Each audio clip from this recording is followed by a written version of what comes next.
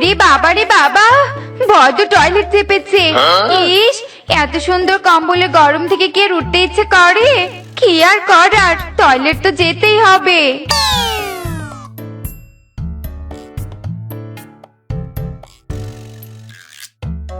Oh no!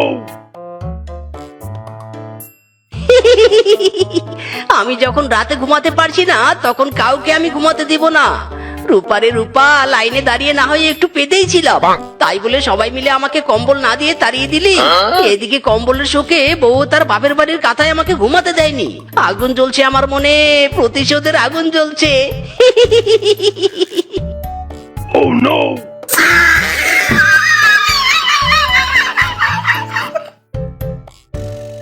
হ্যাঁ হ্যাঁ, পুরো চাপ মুক্ত হয়েছি।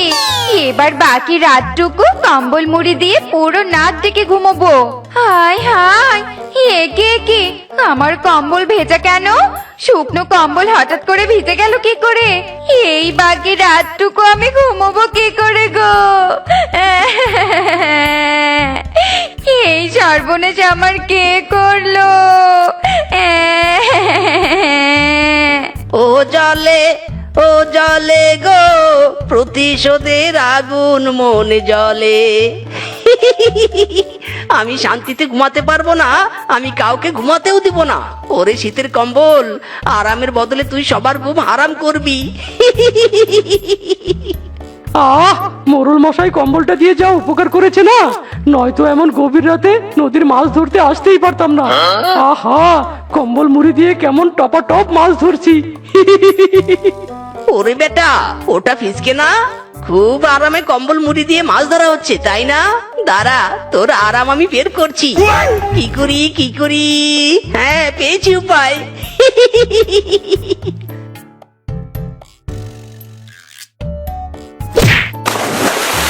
এই এই, কে কে কে আমাকে নদীতে ধাক্কা মারলো? এই কে কে? ওরে বাবা রে বাবা, ভূত নাকি রে?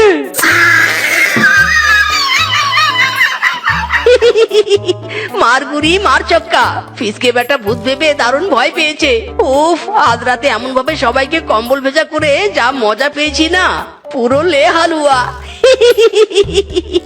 কিন্তু রাত তো প্রায় শেষের দিকে, ভোর হতে চললো। যাই, এবার বাড়ি ফিরে যাই।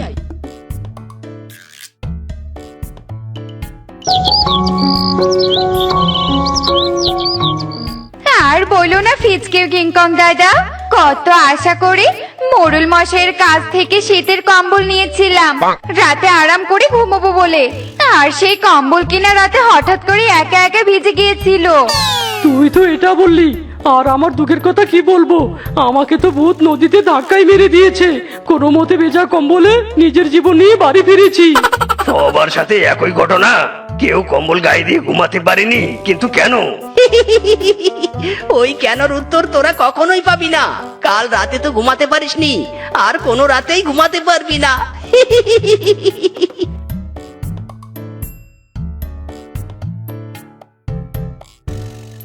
ইরি মাইরি, আজকেও বউ আমাকে তার বাপের বাড়ির কাঁথা গায়ে দিয়ে ঘুমাতে দেয়নি। তাতে কি হয়েছে? সারা রাত ধরে মজা করার মতো তো একটা কাজ পেয়েছি। আজ একদম বাড়ি থেকে জলের কলসি নিয়ে বেরিয়েছি। প্রতিটা বাড়িতে যাব আর কম্বলে জল ঢালবো।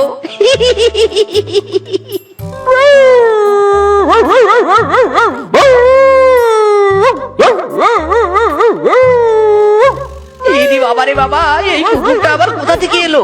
হুশ হুশ হুশ, এই বেটা আমাকে কামড়ালে তো সোজা হাসপাতালে গিয়ে 14টা ইঞ্জেকশন দিতে হবে। হাই হাই রে, হুশ হুশ হুশ। ইরি মাইরি রে, এই রাত্রি বেলায় কোন মুসিবতে ফেসে গেলাম গো। বাঁচাও, এই কুকুরের হাত থেকে আমাকে বাঁচাও।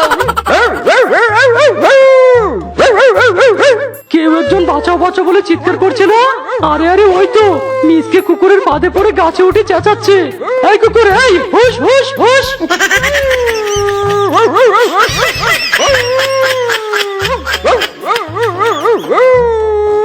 কিরে মিচকে, এত রাতে বাড়ির বাইরে কেন তুই? হ্যাঁ, তাও আবার কুকুরের তাড়া খেয়ে একদম গাছের ডালে উঠে বসে আছিস।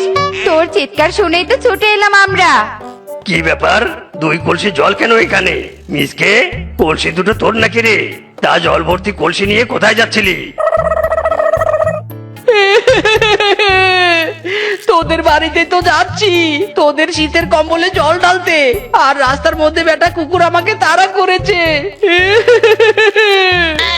হ্যাঁ, মানেটা কি? আমাদের কম্বলে তুই জল ঢালবি, কিন্তু কেন? একটু পেতেছিলাম বলে আমাকে তোরা মোড়ল মশাইয়ের কাছ থেকে কম্বল নিতে দিসনি, আর কম্বল নিতে না পারার কারণে বউ তার বাপের বাড়ি থেকে আনা কাঁথাতেও আমাকে ঘুমাতে দেয় না। সারা রাত ঠান্ডায় বসে বসে কি আর আমি মশা তাড়াবো? তাই তো আমিও ঘুমাবো না, তোদেরকেও ঘুমাতে দিব না। কালকেও তোদের কম্বল জলে ভিজিয়েছি, আজকেও ভিজাবো। ওরে হারামজাদা, এসব তোর কাণ্ড কারখানা। এজন্য তো তোর কঠিন শাস্তি হওয়া উচিত।